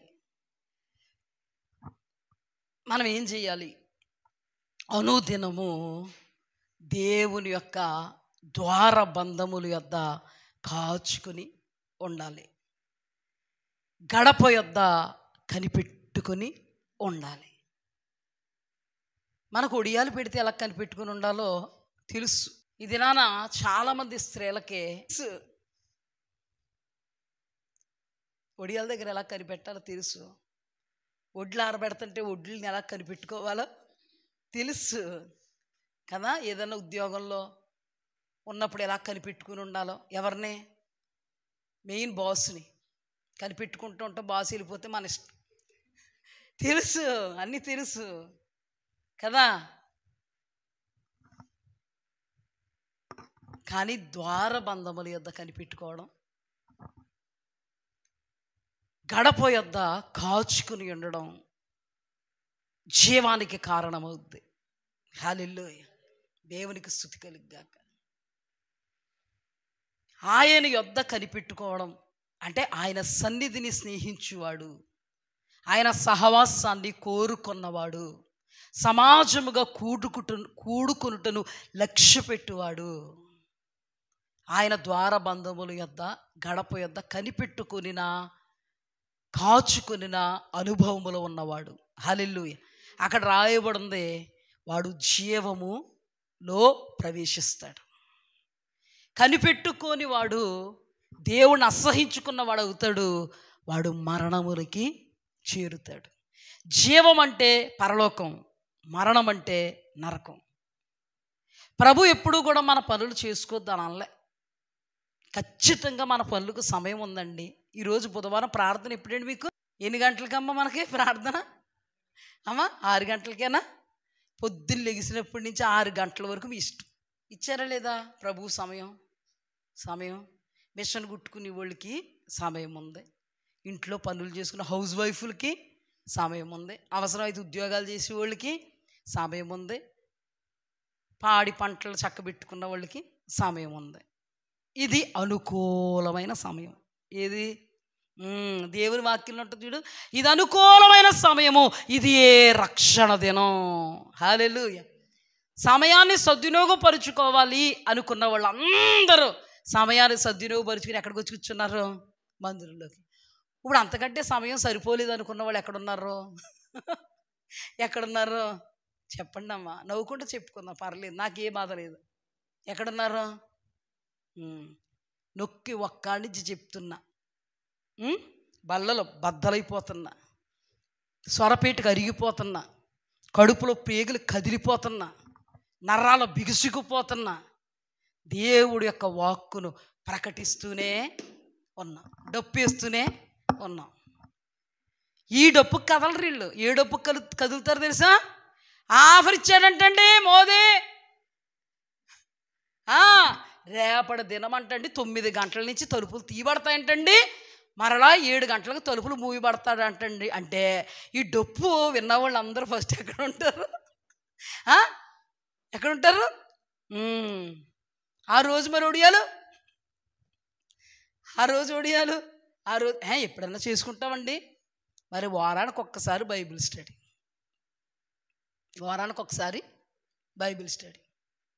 ఒక ఉపమానం చెప్తాడు యేసుక్రీస్తు ప్రభు వారు. ఒక రాజుగారంట మొత్తం అందరిని, లోకాసువార్త 14 అధ్యాయానికి రండి ఒకసారి. లోకాసువార్త 14 అధ్యాయంలోనికి రండమ్మా. అధ్యాయం 16 చదువుతా జాగ్రత్తగా వినండి. ఆయన అతనితో ఇట్లనెను, ఒక మనుష్యుడు గొప్ప విందు చేయించి అనేకులను పిలిచెను.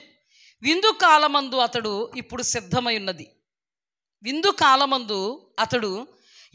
సిద్ధమై ఉన్నది రెండని పిలువబడిన వారితో చెప్పుటకు తన దాసుని పంపిన. అయితే వారందరూ ఏక మనస్సుతో నెపములు చెప్పసాగిరి.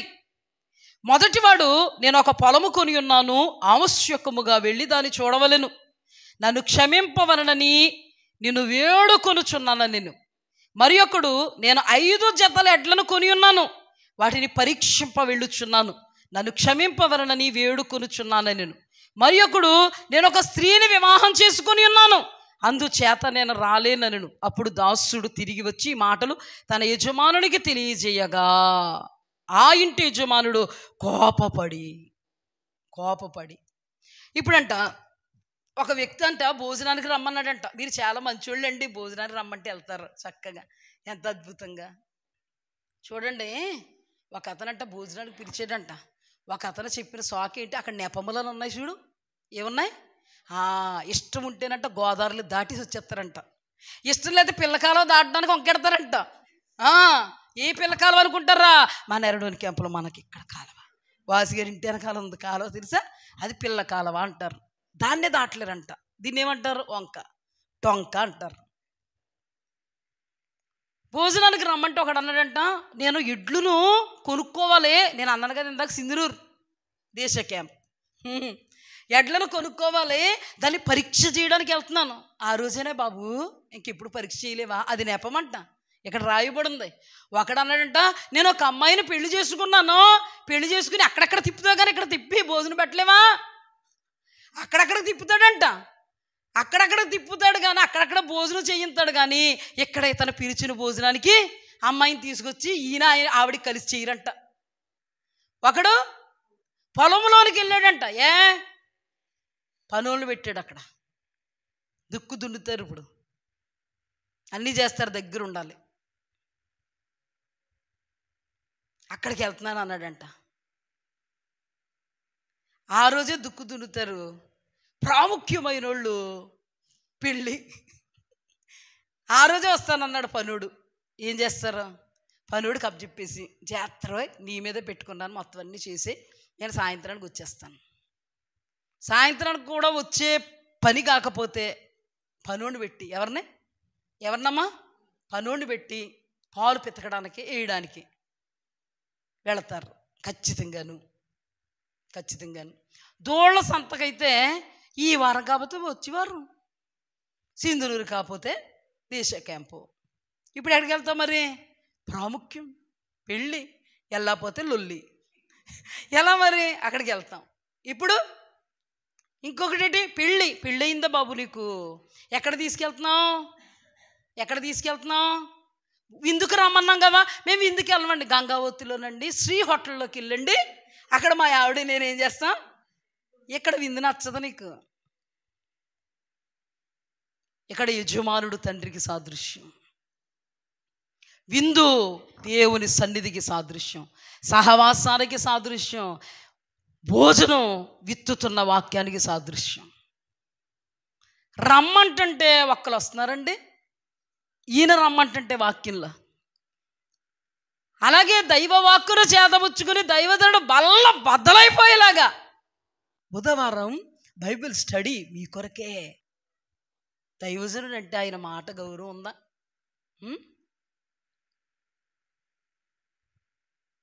శుక్రవారం కడుపు కట్టుకుని ఉపవాసాలు ఉండాలండి అన్నారా? అంటే తాకుతుంటే దేవునికి స్తుతి కలుగుగాక మార్పు జరుగుద్ది. హల్లెలూయా. విన్నవాళ్ళకు మార్పు జరుగుద్ది. నీ వాక్యము సజీవమై బలము గలదై, ఏ రెండంచుల వాడైన ఖడ్గము కంటే వాడైనదై ప్రాణాత్మ మూలుగులను విభాగించినంత మట్టుకు దూరుచు బుద్ధి చెప్పుద్ది. ఏంటి వాక్యం. దైవజనులు శుక్రవారం ఉపవాస ప్రార్థన రండి, కడుపు కట్టుకోవాలి. మనం దినములు చెడ్డవి, సమయాన్ని పోనీయొద్దు, సద్వినియోగం చేసుకోండి. రండి, బుధవారం బైబిల్ స్టడీ జరుగుతుంది, దినములు చెడ్డవి, సమయాన్ని పోనిచ్చుకోవద్దు, సద్వినియోగం చేసుకోండి. ప్రభు అన్నాడు, సమాజముగా కూడుకునుట నిర్లక్ష్యం చెయ్యొద్దు. మూడవదిగా రండి, ఆదివారం మానుకోకండి, చక్కగా ఆరాధిద్దాం దేవుణ్ణి. పిలుపునిస్తుంటే ఒక్కొక్కరికి చేయని పనులు, ఒకరికి పెళ్ళైన భార్యని సంతోషపెట్టే పని, ఒకరికి దోళ్ళ పని. దేవుడి దగ్గరికి రాకపోవడానికి ఇది ఒక సాకు. ఇక్కడ రాయబడిన మాట బట్టి నెపం అంటే, ఇప్పుడు ఈ సాకులు పెట్టుకున్న వాళ్ళందరూ నెపాలే అంటే అబద్ధాలన్నమాట. ఆ సమయంలో సింధునూరు దేశకే పెళ్ళోడు ఆ సమయంలో దేవుడి దగ్గర రావాలనుకుంటే రాలేరా? రాలేరండి? పొలం పళ్ళు పక్కన పెట్టి రాలేరండి? రాలేరండి? ఇంటి విషయాలు పక్కన పెట్టి, బిడ్డల విషయాలు పక్కన పెట్టి అందరూ కలగలుపుని రాలేరండి? రావట్లేదంటే ఏంటి? నెపం. నెపం.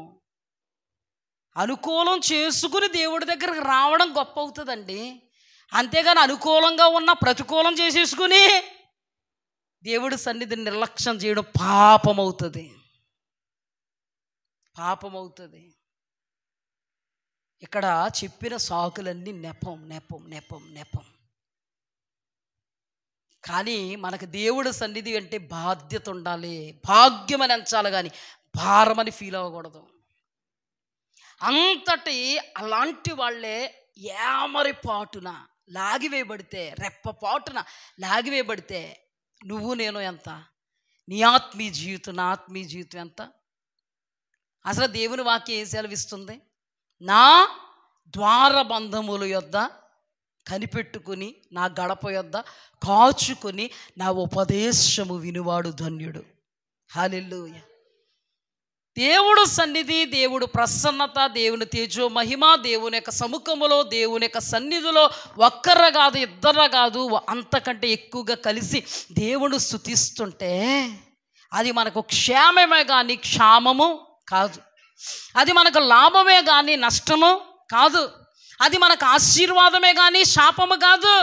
అది మనకు దీవెనే కానీ అది మనకు కీడుకరమైనది కాదు, శాపకరమైనది కాదు. అందుకే ఎఫెసీయులకు రాసిన పత్రికలో దినములు చెడ్డవి గనుక సమయాన్ని పోనీయక సద్వినియోగపరుచుకోండి, అజ్ఞానుల వలె కాక జ్ఞానులుగా ఉండండి, వివేకులుగా ఉండండి. ఇప్పుడు ఉపమానం వీళ్ళందరూ అజ్ఞానులా కాదా?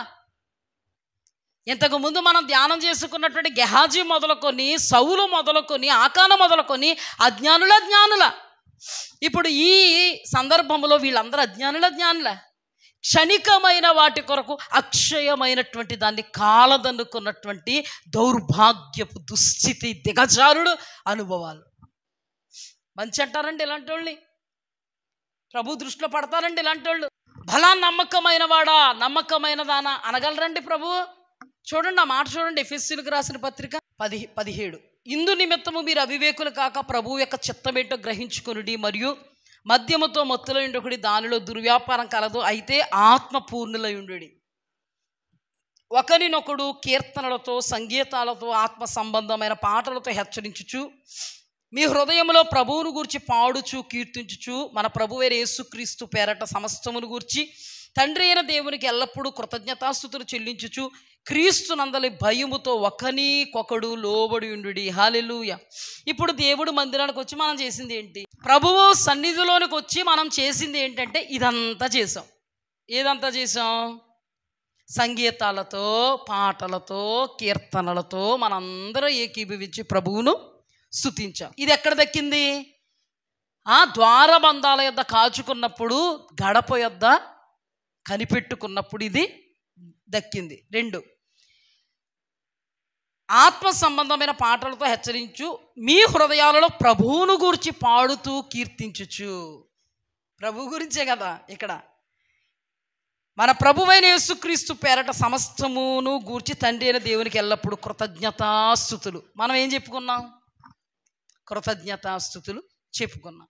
ఎంతవరకు కూడా దేవుడు సన్నిధిలో మనం నిలబడినందుకు దేవుణ్ణి ఆరాధించాం, దేవుణ్ణి స్తుతించాం, దేవుణ్ణి హెచ్చించాం. ఇప్పుడు ప్రభువు స్వరాన్ని మనకు వినిపిస్తాడు. ఆ ప్రభు యొక్క స్వరమే ఉపదేశము. హల్లెలూయా. మెయిన్ మీరు ఇక్కడికి రావడానికి కారణం ఏంటి? దేవుడు సన్నిధికి, దేవుడు యొక్క ద్వారబంధాల యొద్ద, దేవుని యొక్క గడప యొద్ద కనిపెట్టుకుని ఆయన ఉపదేశము వినువారు ధన్యులు. ఇప్పుడు ఏం దక్కుద్ది మీకు? ఇదంతా దక్కుద్ది. ఆ తర్వాత దేవుని స్వరం మీతో మాట్లాడుద్ది. హల్లెలూయా.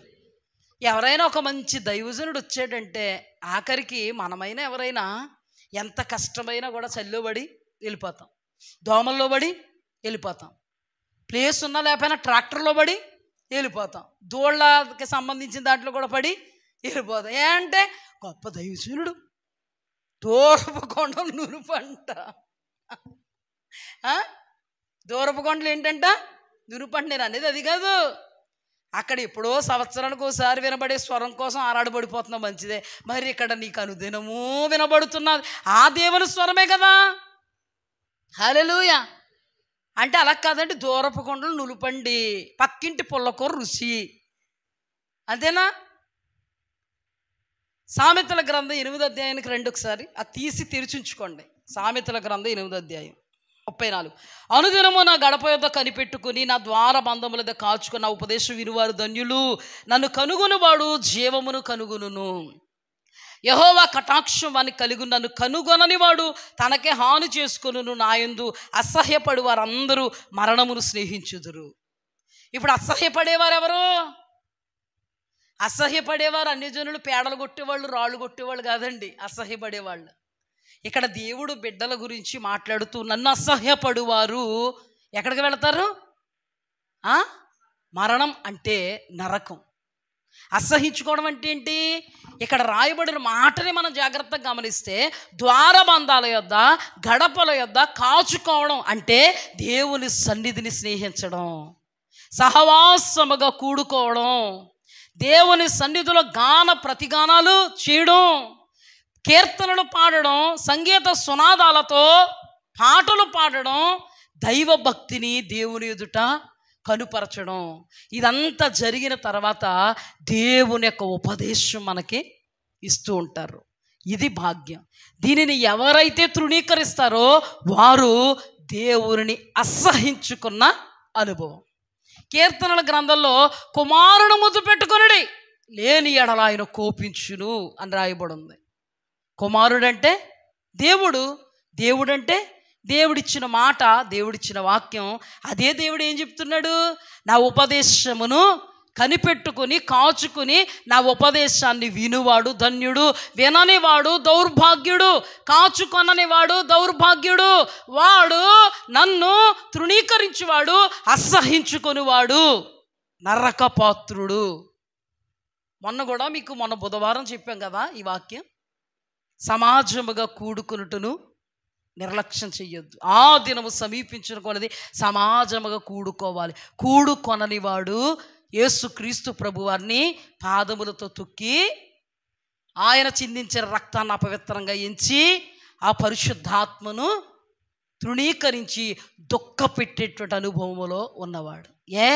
ఎరిగి చెడిపోయినవాడు, అవకాశం ఉన్న సద్వినియోగం చేసుకొననివాడు. దినములు చెడ్డవి, సమయాన్ని సద్వినియోగపరుచుకోవాలంటే శరీర సంబంధమైన వాటి కొరకు సద్వినియోగం చేసుకుంటూ ఆత్మ సంబంధమైన వాటి కొరకు సమయాన్ని శరీర సంబంధమైన వాటి కొరకు వెచ్చిస్తున్నవాడు సహవాసానికి దూరమైపోయినటువంటి అనుభవం. అసలు ప్రభువు ఏం మాట్లాడుతున్నారండి ఇక్కడ? కొంచెం ఎదరకు రండి. 8వ అధ్యాయం 4. మానవులారా మీకే నేను ప్రకటించుచున్నాను, నరులకు మీకే నా కంఠస్వరం వినిపించుచున్నాను. జ్ఞానము లేని వారాలారా జ్ఞానం ఎట్టిదనేది తెలుసుకునుడి, బుద్ధిహీనులారా బుద్ధి ఎట్టిదనేది యోచించుకునుడి. నేను శ్రేష్టమైన సంగతులను చెప్పేదను వినుడి. నా పెదవులు యథార్థమైన మాటలు పలుకును, నా నోరు సత్యమైన మాటలు పలుకును. దుష్టత్వం నా పెదవులకు అసహ్యం, నా నోటి మాటలన్నీ నీతి కలిగినవి. వాటిలో మూర్ఖత అయినను కుటులత అయినదు లేదు. అవి అన్నీ వివేకికి తేటగాను తెలివి నొందిన వారికి యథార్థంగాను ఉన్నవి. వెండికి ఆశపడక నా ఉపదేశం అంగీకరించుడి, మేలిమి బంగారమును ఆశించక తెలివి నొందుడి. జ్ఞానము ముత్యముల కన్నా శ్రేష్టమైనది, విలువగల సొత్తులేవి దానితో సాటి కావు. 16. నా వలన అధిపతులు లోకములోని ఘనులైన న్యాయాధిపతులందరూ ప్రభుత్వం చేయుదురు. నన్ను ప్రేమించువారు నేను ప్రేమించుచున్నాను, నన్ను జాగ్రత్తగా వెతుకువారు నన్ను కనుగొందురు. ఐశ్వర్యము ఘనత స్థిరమైన కలిమి నీతియు నా యొద్దున్నవి. మేలిమి బంగారము కంటే అపరంజి కంటే నా వలన కలుగు ఫలం మంచిది. ప్రశస్తమైన వెండి కంటే నా వలన కలుగు వచ్చుబడి దొడ్డది. హల్లెలూయా. ప్రభు ఎంతలా ఘోషిస్తున్నారండి, నా కంఠస్వరాన్ని వినిపిస్తున్నాను, రండి మానవులారా నేనే మీకు ప్రకటిస్తున్నాను. అంటే ఇక్కడ దైవజనులు కాదంట ప్రకటిస్తున్నది. ఈ కంఠస్వరం దైవజనులు కంఠస్వరంలాగా ఉంటుంది, కానీ ఆయన స్వరం. పాస్టర్ గారి గురించి నాకు తెలియదు కానండి, నేను మాత్రం పలికి మాలిన దానను. నేనెవరిని? వాక్యం అంటే ఏంటో తెలియని దానను. దేవుడు అంటే ఏంటో పెద్ద అవగాహన లేనిదానను. మాకు చెప్పేవాళ్ళు కూడా ఎవరు లేరు. కానీ ఈ దినాన నా జ్ఞానం కాదు ఇది. ఈ దినాన మీ ఎదుట నాలో నుండి మాట్లాడుతున్న ప్రభువు మాత్రమే. హల్లెలూయా. నేను అజ్ఞానిని, నేను అవివేకిని, నేను మందమతిని, నాలో ఏ యోగ్యత అర్హతయు లేదు, నేను పనికి మాలిన అనుభవం కలిగిన దాన్ని. కానీ దేవుడు గాడిదకు వాక్కిచ్చినట్టుగా ఈ గాడిదకు వాక్కిచ్చాడండి. హల్లెలూయా. ఇది ఎవరి స్వరం? సోనియా స్వరమా? పావుర స్వరము వినబడుచున్నది, అది దేవుని స్వరం. హల్లెలూయా. గాడిద మాట్లాడిందంటే ఎంత అద్భుతమో, ఈ గాడిద ఈ రోజున ప్రకటిస్తుందంటే అంత అద్భుతం అండి. అందుకే ప్రభు అంటున్నారు, మానవులారా, నేను పశువులకు కాదు చెప్తున్నాను, మీకే చెప్తున్నాను. నేను పశువులకు కాదు చెప్తున్నా, మీకే చెప్తున్నా. నా కంఠస్వరం వినబడుతుంది, రండి. నేను ప్రకటిస్తున్నాను, నా ప్రకటన వినడానికి రండి. నా ప్రకటనలు జ్ఞానమైనవి, వివేకమైనవి. అవివేకులారా, అజ్ఞానులారా, జ్ఞానం సంపాదించుకోవడానికి రండి, వివేకులుగా ఉండడానికి రండి. వివేకులు అనబడినోళ్ళు అవివేకులు అయిపోయారు, జ్ఞానులు అనబడినోళ్ళు అజ్ఞానులు అయిపోయారు. ఆత్మ సంబంధంగా ఎదిగిన వాళ్ళు శరీర సంబంధంగా దిగిపోయారు. వెండి కంటే గొప్పది నా మాట. వెండికి ఆశపడక నా ఉపదేశం అంగీకరించండి. మేలిమి బంగారానికి ఆశపడక తెలివినందండి. జ్ఞానమును ముద్యముల కన్నా శ్రేష్టమైనది. విలువ గల సొత్తులేవి దానితో సరికావు. ఆ రోజున ఉపమానంలో దేవుడు వాక్యం వినండి అని పిలుస్తున్నప్పుడు, నేను నా భార్య వెళ్ళిపోవాలి, పొలం పనులకు వెళ్ళిపోవాలి, పశు సంపద పరీక్షించుకోవాలి, కొనుక్కుని తెచ్చుకోవాలి కదా, పాలు ఇచ్చుకోవాలి, ఆ తర్వాత డబ్బు. దేవుడు ఏమన్నాడు? వెండి కంటే కోరదగినది, బంగారము కంటే, మేలిమి బంగారము కంటే, ఈ జ్ఞానం అనేది ముత్యాల కంటే శ్రేష్టమైనది. ఏంటి? మీకు జ్ఞానాన్ని అనుగ్రహించి ఈ వాక్యం. విలువ గల సొత్తులేవు సాటిరావు దానికి. అందుకే ప్రభువు ఏమంటున్నారు? రండి, నా కంఠస్వరం వినండి, నేను ప్రకటిస్తున్నాను. ఆ రోజును కూడా ఉపమానంలో లూకాసు వార్త 14వ అధ్యాయంలో మనం చూస్తే, ఆ రోజును కూడా విందుకి రండి అమ్మాయి, విందుకి రండి, ఆత్మీయ ఆహారాన్ని భుజించడానికి రండి, ఆత్మ సంబంధమైన ఆహారాన్ని భుజించడానికి రండి, శరీర సంబంధమైన వాటి కొరకు ప్రోకలాడండి. నా యొద్దకు వస్తే శరీర సంబంధమైనవి నేనే ఇస్తాను. ఇక్కడ అందుకే కదా అంటున్నారు, నన్ను ప్రేమించు వారు నేను ప్రేమించుచున్నాను.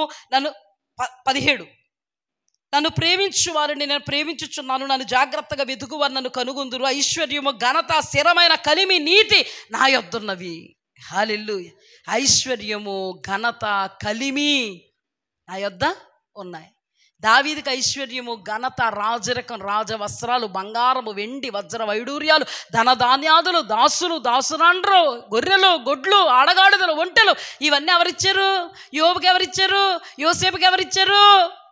ఆయన దగ్గర లేవా? అజ్ఞానులు అయిపోయి ఈ రోజున ఆత్మ సంబంధమైన వాటిని కాలవనుకుని శరీర సంబంధమైన వాటికి ప్రాకులాట. ఆత్మ సంబంధమైనటువంటి వాటి మీద లక్ష్య పెట్టకుండా అది నాన్న గెహాజీ శరీర సంబంధమైన బట్టల కొరకు ప్రాకులాట, వెండి కొరకు, బంగారం కొరకు ప్రాకులాట. ఇక్కడ దేవుడు ఏమన్నాడు? వెండి కంటే, బంగారం కంటే, మేలిమి బంగారం కంటే నేను కోరదగిన వాడిని, ఏది నాకు సరిసాటి కాదు. అయ్యో, దేవుడు ఇంతలా చెప్పుకోవాల్సి వస్తుంది మనుషులకి, ప్రభు ఇంతలా చెప్పుకోవాల్సి వస్తుంది మనుషులకి. అందరికీ రాజవస్త్రాలు ధరింపజేసాడండి గొర్రెలు దొడ్లు ఉన్న దావీదుకి. ఎందుకు? దావీదు ఏమన్నాడు? ఎవరైనా మందిరమునకు రమ్మన్నప్పుడు నాకు ఆనందం కలిగింది, గంతులేసా. నీ వాక్యము నాకు క్రొవ్వు మెదడు దొరికినట్టుంది. అందుకే దావీదు ఎవరికి మొదటి ప్రయారిటీ ఇచ్చాడు? దేవునికి ఇచ్చాడు. కాబట్టి దేవుడు ఏమిచ్చాడు? అన్ని ఇచ్చాడు. ప్రభు ఇక్కడ మాట్లాడినట్టుగా ఐశ్వర్యము, ఘనతలు, ఘనతలు, స్థిరమైన కలిమి, నీతి నా యొద్ద ఉన్నది. దేవుణ్ణి వెతికినటువంటి మన దావీదుకి ఏం తక్కువైందండి? దావీదు ఏమంటే చదవండి, 63:5 కీర్తన 63:5 త్వరగా చదవండి అమ్మ ఎవరొకరు. క్రొవ్వు మెదడు దొరికినట్లు నాకు దొరికినట్లుగా నా ప్రాణము తృప్తి పొందుచున్నది. 122 చదవండమ్మా. కీర్తన 122:1. యెహోవా మందిరమునకు వెళ్ళుదునని జనులు నాతో అనినప్పుడు నేను సంతోషించి తిని. 42:1 చదవండమ్మా. కోరహు కుమారులు మాట్లాడతారు. 42:1. దుప్పి నీటి వాగుల కొరకు ఆశపడినట్లు చదవండి ఎవరొకరు.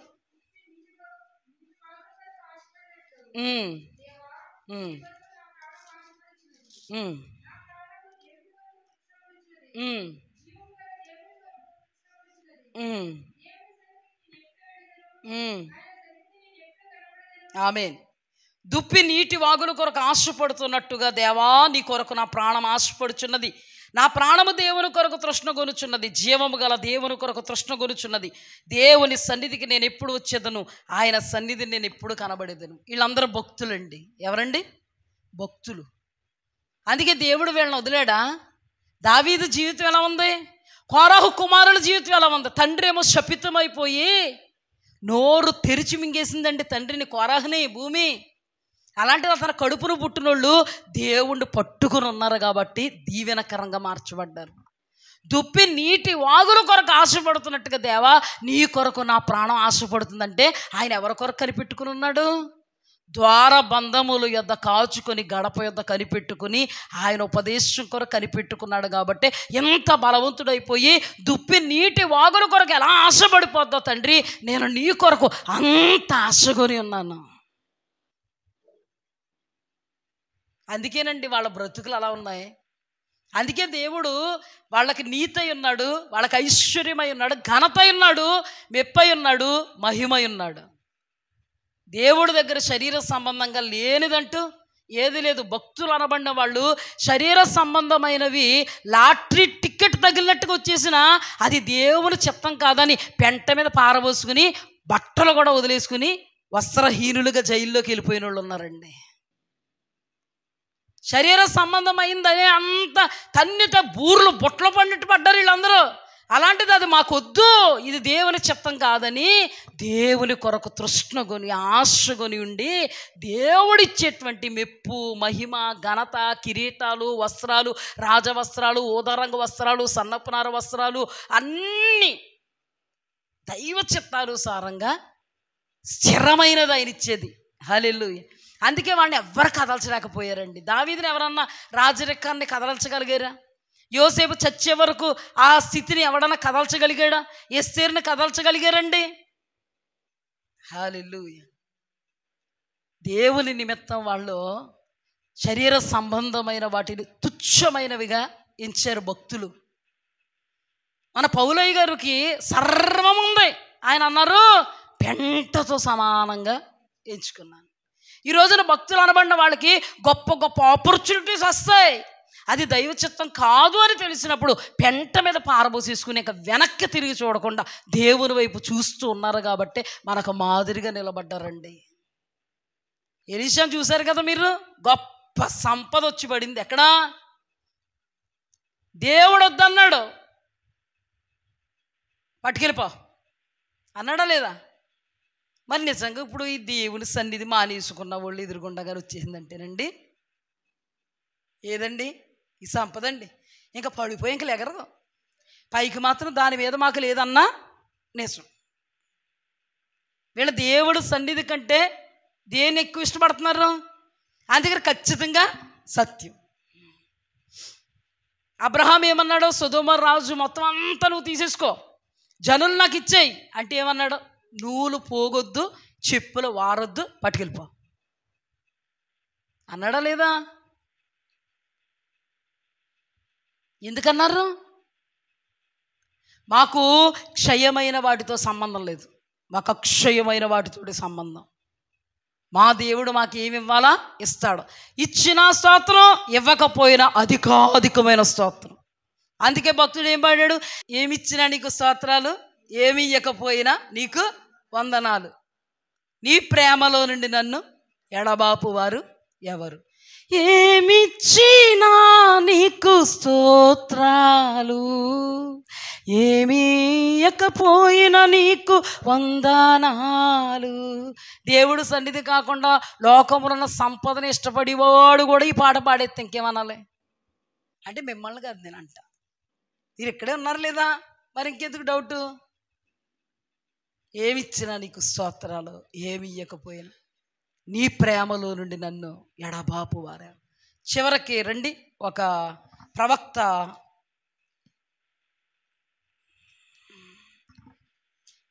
యోనా గ్రంథం తర్వాత ఒక ప్రవక్త హబుక్కుకు ప్రవక్త మాట్లాడుతూ 3:17 అంజూరపు చెట్లు పూయకుండినను, ద్రాక్ష చెట్లు ఫలింపకపోయినను, ఒలివ చెట్లు కాపు లేకయుండినను, చేనులోని పైరు పంటకు రాకపోయినను, గొర్రెలు దొడ్లలో లేకపోయినను, సాలలో పశువులు లేకపోయినా నేను యెహోవా యందు ఆనందించెదను, నా రక్షణకర్త అయిన నా దేవుని నేను సంతోషించెదను.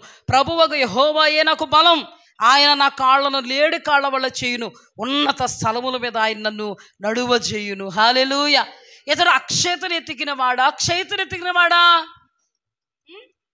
అక్షయతను వెతికినవాడు. ఏమంటున్నాడు? ఫస్ట్ మనకి ప్రశ్న ఏంటి? ఇది సమయమా ఏం సంపాదించుకోవడానికి? ద్రాక్ష తోటలు, ఒలీవ తోటలు, అంజూరపు తోటలు, గొర్రెలు, గొడ్లు, ఇంకా దాసదాసీలు, వెండి, మేలిమి, బంగారము, వస్త్రాలు సంపాదించుకోవడానికి ఇది సమయమా? నో నో, ఇది సమయం కాదు అని చెప్తున్నాడు హబుక్కుకు. ఏది సమయం? ఏంటిది?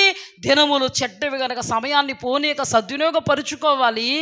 ఈ అక్షయమైనవి కాక క్షయమైన వాటి విషయములో ఏది ఏమైపోయినా అక్షయమైన వాటి విషయములో నేను ఆయనను సేవిస్తాను.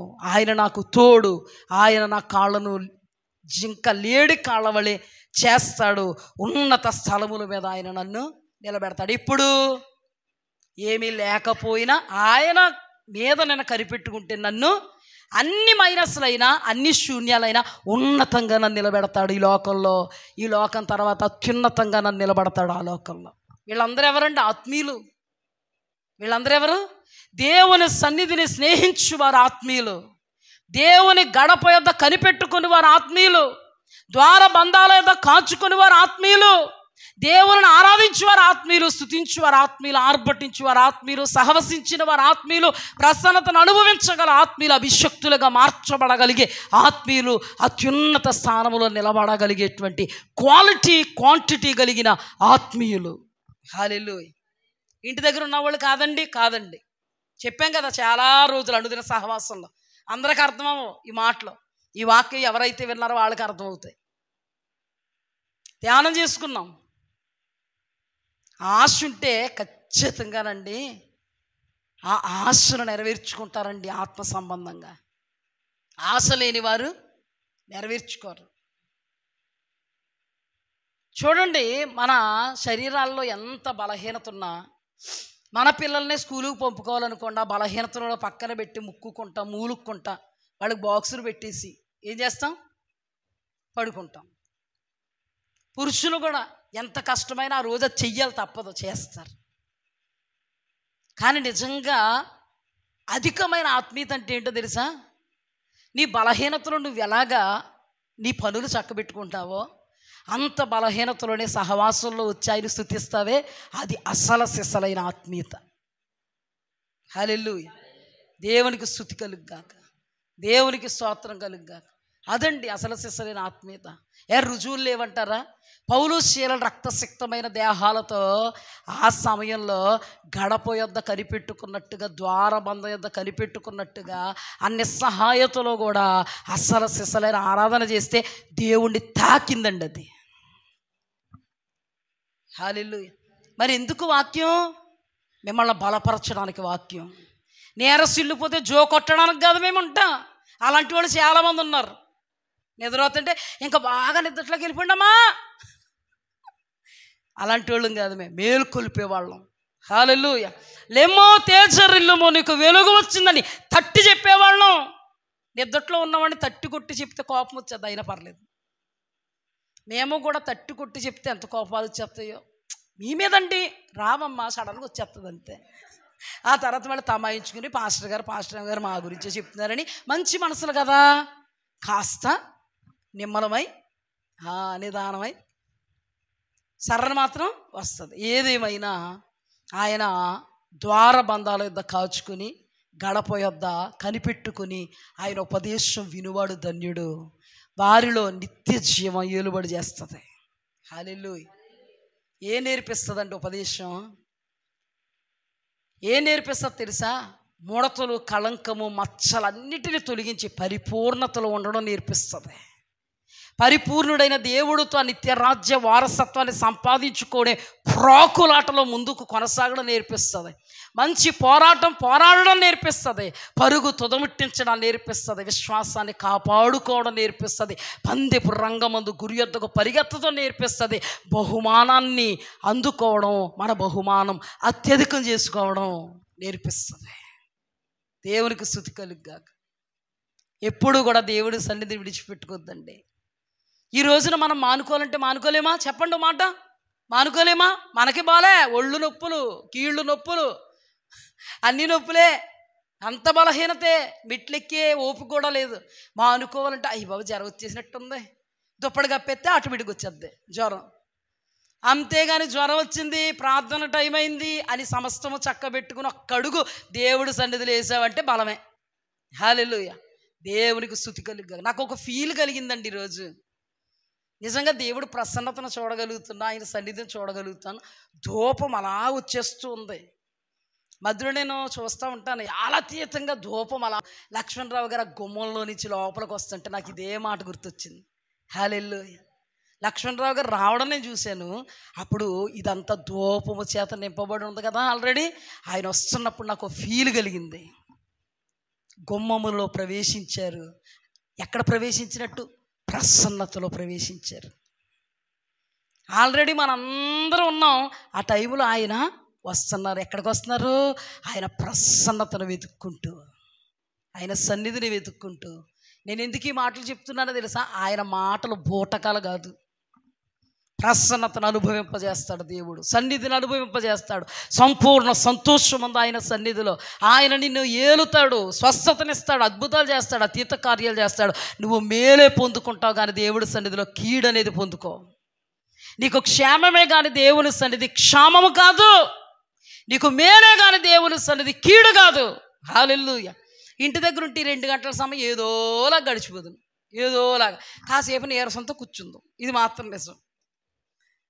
కానీ దేవుడి దగ్గరికి వచ్చావు కాబట్టి, ఆయన దగ్గరికి కనిపెట్టుకుని వచ్చావు, ఆయన నీతో మాట్లాడకుండా నిన్ను పంపడం. హల్లెలూయా. నీతో మాట్లాడకుండా పంపడు. నువ్వు ఆయన కనిపెట్టుకుని వచ్చావు ఆయన మాట కోసం, ఆయన నీతో మాట్లాడే తీరి పంపుతాడు. మాట్లాడే తీరాడు. హల్లెలూయా. మిమ్మల్ని బలపరిచాడు, మీకు ప్రోత్సాహం ఇచ్చాడు, భరోసా ఇచ్చాడు. నేనేంటో అని మీకు తెలియపరుచుకున్నాడు. అతీతంగా సంతోషదాయకంగా ఉండగలిగారు, వెళ్ళగలుగుతున్నారు. ప్రభు సన్నిధిలో ఒక్క దినము గడుపుట 1000 దినాల కంటే శ్రేష్టం. హల్లెలూయా. కొన్ని గంటల దేవుడి సన్నిధిలో గడిపి ప్రభువుని మహింపరుచుకుని వెళుతున్నాం. దేవునికి స్తుతి కలుగుగాక. చూడండి అమ్మా, గెహాజీ హెచ్చరిక, సౌలు హెచ్చరిక, ఆకాను హెచ్చరిక, మన ఉపమానంలో చెప్పుకున్నామే వాళ్ళందరూ హెచ్చరిక. కానీ కొంతమంది ఆత్మీయులు ధ్యానం చేసుకున్నాం, వాళ్ళ మనకు మాదిరి. హబక్కుకును ధ్యానం చేసుకున్నాం, అతడు మనకు మాదిరి. ఎలా ఉండాలో ఉపదేశమే చెప్పింది మీకు. హల్లెలూయా. ఏది హెచ్చరికో, ఏది మాదిరో ఏం చెప్పింది మీకు? ఈ దినం ఉపదేశం దగ్గర రాలేని వాళ్ళకి తెలుస్తుంది ఇది. అందుకే దేవుడు అన్నాడు, నా గడప యొద్ద, నా ద్వార బంధాల యొద్ద కనిపెట్టుకుని నా ఉపదేశం వినువాడు ధన్యుడవుతాడు. ఎంత గొప్ప ధన్యత! ఈ లోకంలో ధన్యతే, నిత్య రాజ్యములో ఉన్నత స్థానం. ఇటు కృపలో ప్రభు మనందరినీ నడిపించి ఎన్నటికీ మనం ప్రతికూలతలో ఉన్న అనుకూలతలు చేసుకుని జయించిన అనుభవాల్లో ఉందాం, మాదిరిగా నిలబడదాం, అనేక కార్యాలను దేవుని యొద్ద నుండి పొందుకుందాం. ఎన్నటికీ కూడా మనం హెచ్చరికగా మిగిలిపోకూడదు. ఎన్నటికీ కూడా హెచ్చరికగా నిలబెట్టిన వారిని మనం హెచ్చరికగానే తీసుకుందాం. మాదిరిగా నిలబెట్టిన వాళ్ళ అనుభవాలను మనం అన్వయించుకుందాం. ఇటు కృపలో ప్రభు మనం నడిపించునుగాక.